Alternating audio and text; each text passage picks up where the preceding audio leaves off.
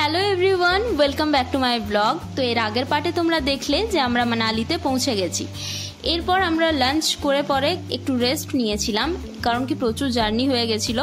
তো রেস্ট নেওয়ার পর সন্ধ্যে 7টার সময় আমরা রেডি হয়ে বেরিয়ে পড়লাম মল রোড ঘুরতে যাওয়ার জন্য। বিকেলবেলায় হয়তো আমরা আরও কয়েকটা জায়গা ভিজিট করতে পারতাম, কিন্তু আমাদের কাছে লিমিটেড টাইম ছিল। 7টার সময় আমরা ঘুম থেকে উঠে পরে রেডি হয়েছি, অ্যান্ড তাই জন্য ভাবলাম যে শুধু মল রোডটা আমরা ঘুরে আসি, সেটা এক্সপ্লোর করে আসি। এখানে দেখতে পাচ্ছ আমি আর অভিজিৎ একদম রেডি হয়ে গেছি ঘুরতে বেরোনোর জন্য। এটা হলো আমাদের হোটেল যেখানে আমরা স্টে করছি, আর এখান থেকে মল রোড হচ্ছে একদমই সামনে, তাই আমরা পায়ে হেঁটেই জায়গাগুলোকে এক্সপ্লোর করেছি। তো যেতে যেতেই হচ্ছে যে আমাদের চোখে পড়লো ফুচকাওয়ালা আর কি। তো আমরা গেলাম ফুচকা খেতে। আর এই যে কাকুটাকে দেখতে পাচ্ছ, অভিজিতের সাথে কথা বলে জানতে পারলো যে ইনি জম্মু কাশ্মীর থেকে এসেছেন, এখানে থাকছেন। তার ফ্যামিলি হচ্ছে জম্মু কাশ্মীরে থাকে, ইনি এখানে এসে বিজনেস করছেন। কারণ কি জানোই তোমরা প্রেজেন্ট সিচুয়েশন জেকের এখন কি রকম। তো যাই হোক, অনেক মানুষ অনেক রকমভাবে স্ট্রাগল করছে।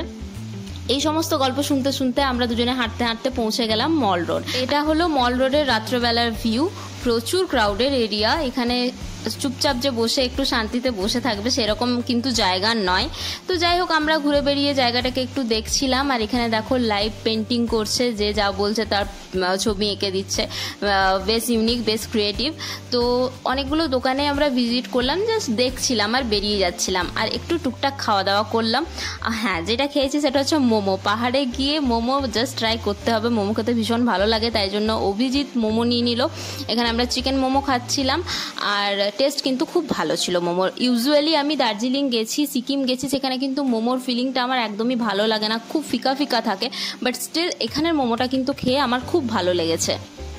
তো দুজনে মিলে মোমো খেলাম, আইসক্রিম খেলাম, এবং জায়গাটাকে ঘুরে ফিরে আমরা বাড়ি ফিরলাম। তো তোমরা দেখতে থাকো।